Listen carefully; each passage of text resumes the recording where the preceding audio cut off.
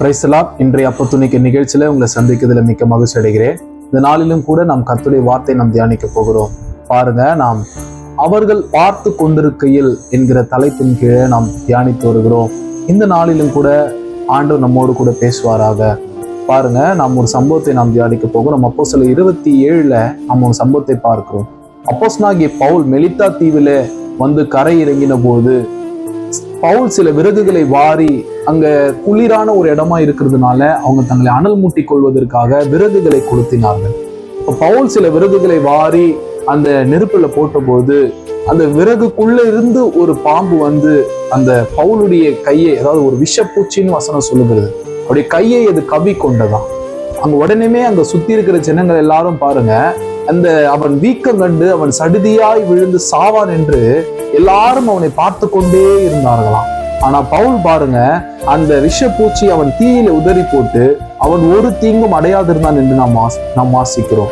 இது கேட்டுக்கொண்டிருக்கிற கர்த்தருடைய பிள்ளைங்க பாருங்க, அவனுக்கு வீக்கம் கண்டு அல்லது அவன் சடுதியாய் விழுந்து அவன் சாவான் என்று அவர்கள் பார்த்து கொண்டிருந்தார்களாம்.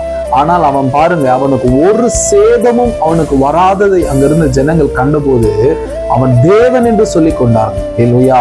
இன்னைக்கு பாருங்க, நம்முடைய வாழ்க்கையில கூட அப்படிதான் நமக்கு நேரிட்டு இருக்கிற சில சம்பவங்கள், சில வியாதிகள், சில போராட்டங்கள், நம்ம பிடித்திருக்கிற சில பலவீனங்கள், நாம் போய்கொண்டிருக்கிற சில கடினமான பாதைகள்ல மனுஷங்க நம்ம பார்க்கிறவங்க நம்மள என்ன நினைக்கிறாங்கன்னா, இவங்க இனி இதுல இருந்து மீண்டே வர முடியாது.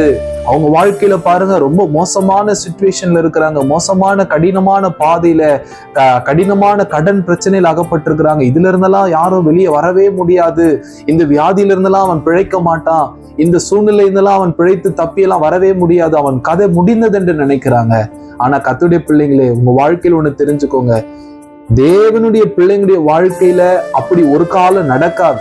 ஆண்டவர் அந்த நம்மை பார்த்து கொண்டிருக்கிற மனிதர்களுக்கு முன்பாக கர்த்தர் நம்மை மறுபடியும் எழுந்து ஒரு சேதமும் அதனால் வராதபடிக்கு தேவன் நம்மை பாதுகாத்து, நம்மை சுற்றி இருக்கிற ஜனங்கள் நம்மை அதிசயமாய் பார்க்கத்தக்க விதமாய் கர்த்தர் நம்முடைய வாழ்க்கை அதிசயங்களை செய்யதான் போகிறார். ஹல்லேலூயா.